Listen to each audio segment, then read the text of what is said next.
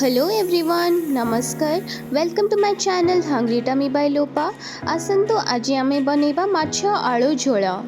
बहुत ही इजी ये रेसिपी।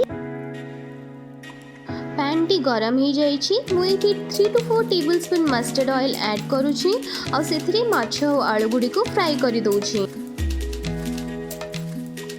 मसला पे आमे यूज करिबा 3 to 4 garlic clove, 1 inch ginger, 2 red chili, 1 sliced onion, 2 tablespoon mustard seeds।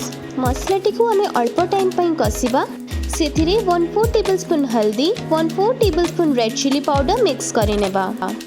कटा टमाटर ऐड करि नेबा। 2 ରୁ 3 मिनिट परे आमे सेथिरे मसला पानी ऐड करि देबा। प्रॉपर कंसिस्टेंसी पाई आमे सेथिरे 1 कप उषुम पानी ऐड करि नेबा और 3 ରୁ 4 मिनिट पई फुटेई देबा और तापरे सेथिरे आमे माछ और आलू को ऐड करि नेबा। हाफ टेबलस्पून लूण ऐड करि देबा और घोड़ेई की फुटेई देबा। 10 ରୁ 15 मिनिट्स हेई गलानी तेबे चलंतु चेक करिबा हम आलू गुडी का भलो भाबरे सिझिछि कि नाही। रेडी हो जाइछि हमर माछ आलू झोल। आपण माने निश्चय रेसिपी को ट्राई करिवे और मते कमेंट्स रे जणेबे आपण मानकु केमती लागिला। Thank you for watching.